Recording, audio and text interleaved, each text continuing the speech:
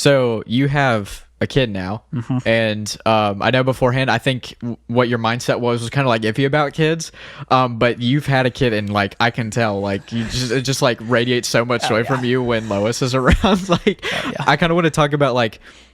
I know what the answer is going to be to this, but like, was it worth it? Like, as a man, was it worth it to go into that? How has having a kid like changed your perspective and mindset on like your whole entire life, and like what has that done for you in like the terms of like the purpose and fulfillment in your life?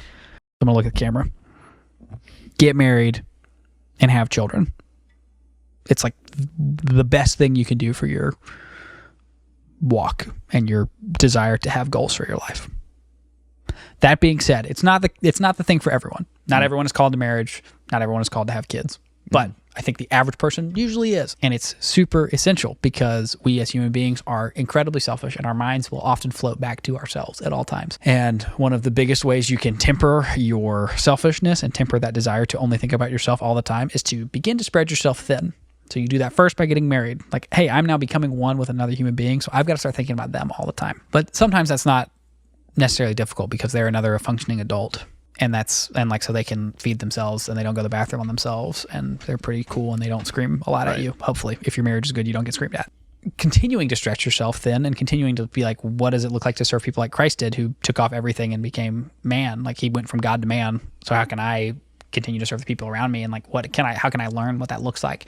Is to have a child who's this little bitty baby who can't do anything. It's going to stretch you a ton. Like, I had a really good friend of mine who said, he was like, you as a dad, there's going to be some time where you're just insanely mad at this baby. He's like, what you got to do is just put the baby down, do whatever you got to do to get that anger out, and then just pick him back up. Because you can't be mad at the baby because it's a baby. They don't know what they're doing. Yeah. And for me, that happened. Lois was a couple weeks old, and we were walking. We had just moved in this house because we moved when she was really little. And I was walking. There's this long hallway that goes down the house, and we were walking. It was like 2 or 3 a.m., and she just wouldn't sleep. She would cry if I put her down, but she would be quiet if I walked with her. And so kind of the newborn stage, you're trying to let your wife sleep as much as possible because they just pushed a baby out. They're hurting. And you're like, okay, I didn't go through like a Herculean effort so I can walk. But after like an hour of walking, you're like, oh my God, I'm so tired. It's 3 a.m. I just want to go to bed. And Lois just wouldn't sleep. And it just like, I felt like I was going crazy. And so eventually I had to just put her down on the couch because I was just like, I was trying not to get mad at her because she just wouldn't sleep. This is a baby. So I put her down, and I was so like worked up that I just like got down on my knees and like slammed my hands on the ground, like was just prostrate on the ground, like, God, please let this baby sleep. And then I was like, I took a couple breaths and I was like, okay, we're good. Picked her back up, started walking. She fell asleep like 15 minutes later. That's after a little more walking. And then I was able to put her down, and she slept for a little while, and everything was fine. But that, like, just that instant, like, it was good that I had friends who gave me that advice. But I also saw in that, like, how selfish am I to be mad at this like little baby who's just like trying to sleep. Yeah. It is super inconvenient for me that she doesn't want to sleep at 3 a.m. Right. But it's also so good to be able to watch her be a human being. Like, it's so cool. So I'm super dad pilled. So I tell all my friends that are single, or they're married, that have kids, I'm like, you should have kids. Obviously, it doesn't fit for everybody's lifestyle yet, and money and all those things. Like, don't have kids sillily or without proper forethought. But it's going to stretch you a lot, and being stretched is good.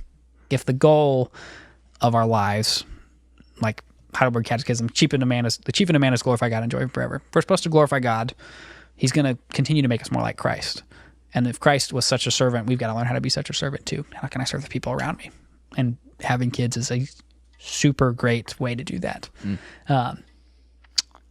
It's not just, and the nice thing about it is that it's not just like, I don't just get a sense of moral superiority from having children. It's not like, oh yes, I'm learning such good things about the Lord and morality by having children. They're actually fun. Like, she's great. I grew up not loving kids a ton. Like, I thought baby stage, I thought I was going to hate it. I thought I was going to be like, I was going to love having teenagers as kids. Yeah. Because like, oh, once they're cool and I can talk to them about stuff. Like, let me show you this music and these movies and video games. I thought that was going to be my fun stage. I've loved parenting an infant and toddler like way more than I thought I would. Because even though they're messes and like they get sick and they snot and they cry, it's just like, man, this is so joyful to watch life. And it's like it's innocent little start when they're just little itty bitty babies running around and everything's fun and just learning how to say animal sounds. And it's like, I didn't think I could ever love something this minute. It's like so simple. Yeah. Yeah, this much. I was telling, so we had a family dinner before where your family all came down and we all ate. And I was talking, I don't know if you were in here, I was telling your dad, like the smaller of scale my life has become, the more satisfied I've been. Mm-hmm. Like when I was younger and I was on the internet all the time and I thought I had to be all up to date on global politics and what's going on everywhere, I was like so stressed.